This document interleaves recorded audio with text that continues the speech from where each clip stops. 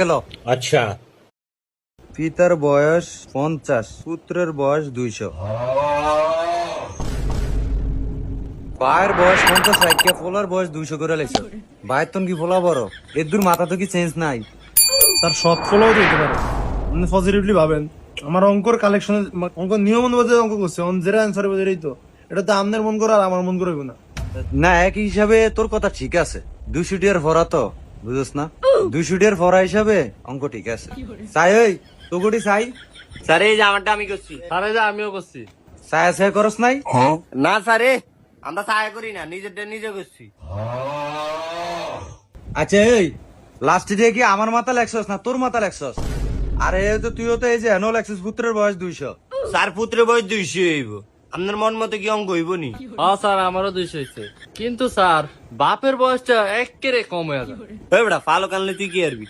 বাপ ফোলার মধ্যে কি তোর এখতিয়ার আছে? স্যার এমনি অঙ্কটা দেন ঠিক আছে নি? না, অঙ্ক ঠিক আছে, আমি ভুল করছি। 200 হিসাবে আমারই ভুল। এই বাবেল, এই তোর অঙ্ক হয় না হনো? হয়েছে তো স্যার, দেখছেন আমি নিজেরটা নিজে করছি, চায়া চায়া করি না। দেন আমারটা সঠিক হইব। এ তোর যে পুত্রের বয়স একটা 600 হয়ে গেল না, তোরটা হয়েছে 200 টিয়ার ভরা। হাই হাই 4:45 মিনিট হয়ে গেছে, 5 মিনিট বেশি হয়ে গেছে। হাই হাই, আমার তো আরো টিভি সিনে আছে, শরীফের ভরায় 500 টাকা করে। এ ধরে 1 মিনিট দেরি হয় না। এ বইরিস গেতি, এই যা যা যা পড়ালি করতেছে 200 টাকা। স্যার আমি তো আপনারা কইবারও গইরা চান আপনার সাথে একেবারে পড়ালেখায় ব্যস্ত, এত পড়ালেখায় ব্যস্ত হইলে আপনার টাইম স্পেন্ড কোন সময় আপনার বাদ বাই টিউশন বাড়ি খেয়ে দিব না।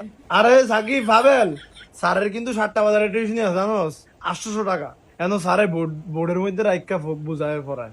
কেউ স্যার আমি ঠিক কইছি নি? হাই হাই সঠিক তো, এটা তোমার মাথায় আয় না।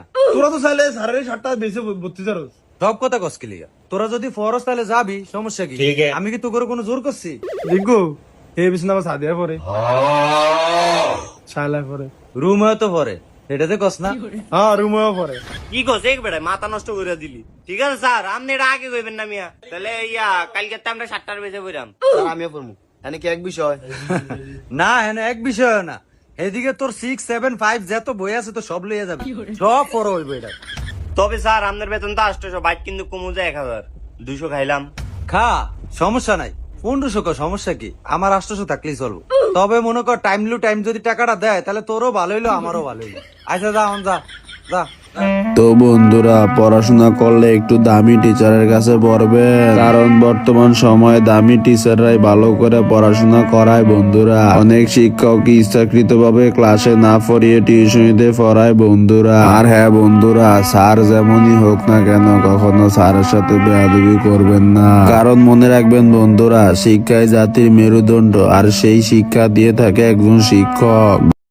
এবং এই ভিডিওটি ভালো লাগলে সাবস্ক্রাইব করে দিবেন।